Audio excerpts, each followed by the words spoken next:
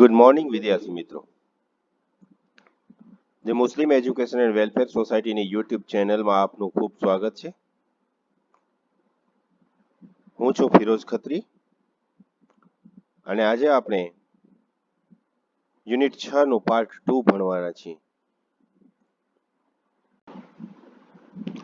મિત્રો, તમે સૌ જાણો છો તેમ આપણે ગયા વિડીયોથી પાઠ નંબર 6 unit 6 I love you teacher એ ભણવાનું શરૂ કર્યું છે. એમાં અત્યાર સુધી આપણે જોયું કે હેલન એક અંધ અને બહેરી છોકરી છે. તે નાનપણમાં તાવ આવે છે અને બીમાર પડે છે અને પછી તેના કાન અને આંખ ચાલ્યા જાય છે. એના માતા પિતા ખૂબ ચિંતિત છે અને તેઓને મિસ સુલિવન કરીને એક ટીચર મળે છે અને એ ટીચરને હેલનની બધી જવાબદારી એ લોકો સોંપી દે છે. મિસ સુલિવન હેલનને શબ્દો લખતા શીખવાડે છે, શબ્દોના સ્પેલિંગ શીખવાડે છે. હાથના ઈશારાથી એને હથેળીમાં કંઈક આંગળી વડે લખી અને એને સ્પેલિંગ શીખવાડે છે. પહેલો સ્પેલિંગ એ ડોલનો શીખે છે, પછી વોટર શીખે છે, જે આપણે ગયા વિડીયોની અંદર જોયું. ચલો હવે આપણે આગળ વધીએ. સૌથી પહેલા તમે પેરેગ્રાફ નંબર 5 ખોલીને બેસી શકો છો. તમારી સ્વાધ્યાય પોથીમાં યુનિટ 6 નો પેરેગ્રાફ નંબર 5 ખોલો. એના અઘરા શબ્દો જે છે એ સૌથી પહેલા જોઈ લઈએ. તો સ્ટેજનો અર્થ થાય છે તબક્કો. સેન્સ ઓફ ટચ એટલે સ્પર્શ જ્ઞાન. વાઇબ્રેશન એ કંપન અથવા ધ્રુજારી.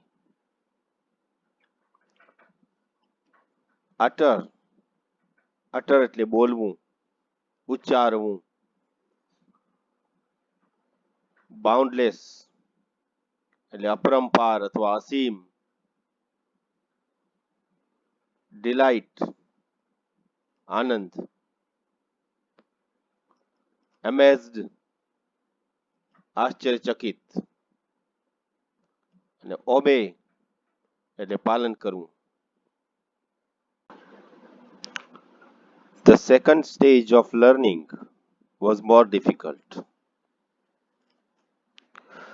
મારા શિક્ષણનો બીજો તબક્કો વધારે અઘરો હતો. It was also based on the sense of touch. એ પણ સ્પર્શ જ્ઞાન પર આધારિત હતો. Miss Sullivan would speak a word and ask me to touch her lips and throat slowly. Miss સુલિવન એક શબ્દ બોલે અને મને એમના હોઠ અને ગળાને ધીમેથી સ્પર્શ કરવા કહે. I learned to speak through the movements of the lips and the vibrations in the throat. હોઠના હલનચલન અને ગળામાંના કંપનથી હું બોલતા શીખી. When I uttered my first word, it gave me boundless delight. હું જ્યારે મારો પ્રથમ શબ્દ બોલી ત્યારે મને ખૂબ જ આનંદ થયેલો, અપરંપાર આનંદ થયેલો. Now I started talking with my toys, stones, trees and birds in the garden. હવે હું મારા રમકડા, કાંકરા અને બાગમાંના વૃક્ષો અને પંખીઓ સાથે વાત કરવા લાગી. I felt amazed and delighted as my sister ran to me when I called her and my dog obeyed my commands. મેં જ્યારે મારી બહેનને બોલાવી અને તે મારી પાસે દોડતી આવી ત્યારે મને આશ્ચર્ય અને આનંદ થયો. ઉપરાંત મારો કૂતરો મારી સૂચનાઓનું પાલન કરતો હતો. I was able to speak. It was a miracle. હું બોલી શકતી હતી. આ એક ચમત્કાર હતો.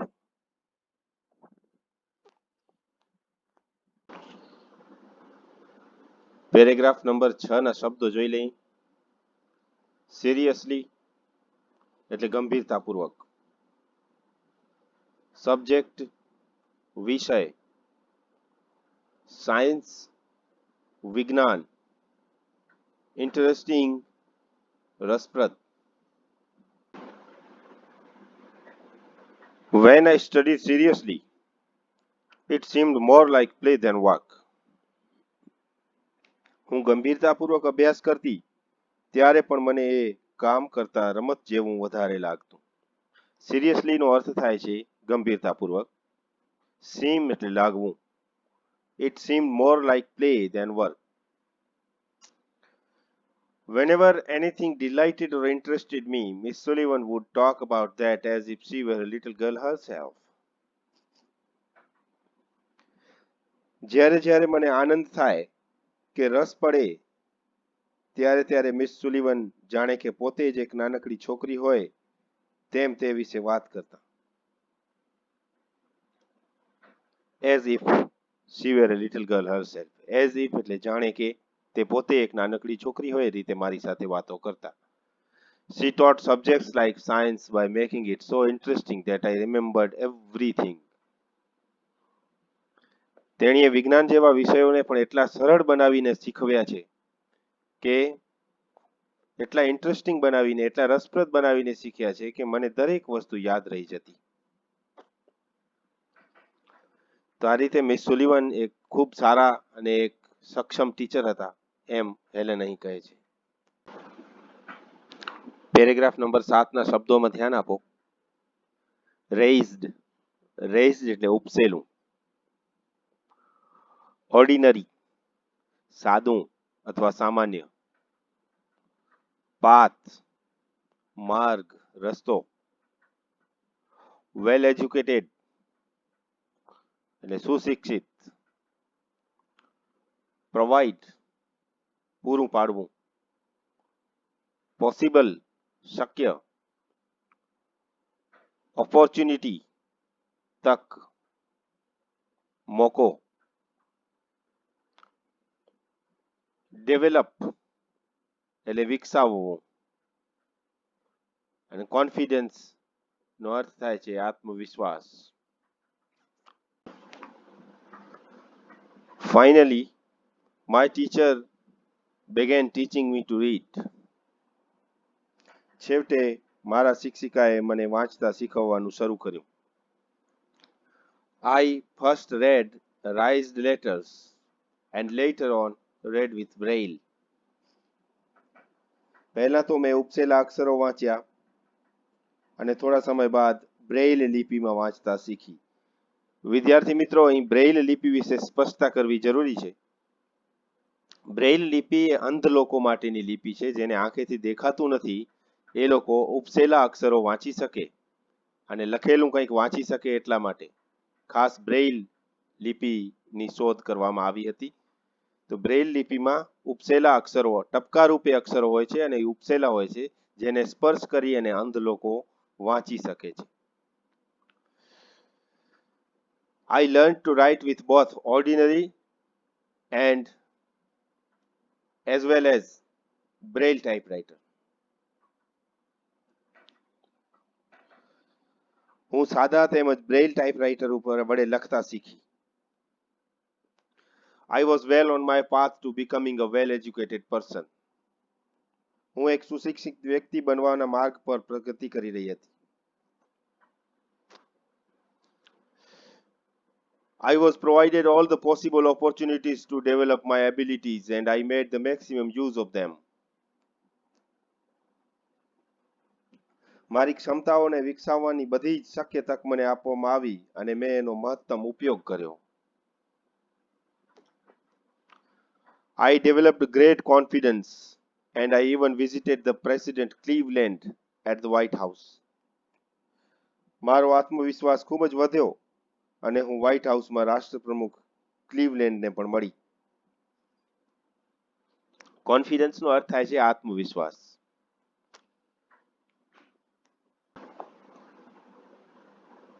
પેરેગ્રાફ નંબર 8 ના શબ્દો જોઈએ તો કન્ટિન્યુ એટલે ચાલુ રાખવું. લોનલીનેસ એકલતા અથવા એકલવાયાપણું. ડિસઅપિયર દૂર થવું. અદ્રશ્ય થવું. પ્રોગ્રેસ એટલે પ્રગતિ.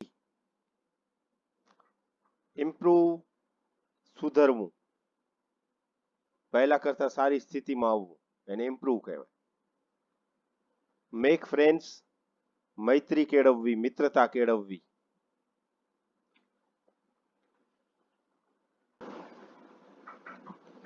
In 1890, at the age of about 10, I moved to the Perkins institution. 1890 લગભગ 10 વર્ષની ઉંમરે મેં પર્કિન્સ ઇન્સ્ટિટ્યુશનમાં પ્રવેશ મેળવ્યો. Here my teacher Anne Sullivan continued to teach me. અહીં મારા શિક્ષિકા એન સુલિવને મને ભણાવવાનું ચાલુ રાખ્યું. I could make friends with other blind children here. અહીં બીજા અંધ બાળકો સાથે હું મૈત્રી કરી શકી. My loneliness began to disappear and my progress of learning improved quite well. મારી એકલતા દૂર થઈ અને મારા શિક્ષણની પ્રગતિ ઘણી સારી થઈ. I learned Latin, German and arithmetic.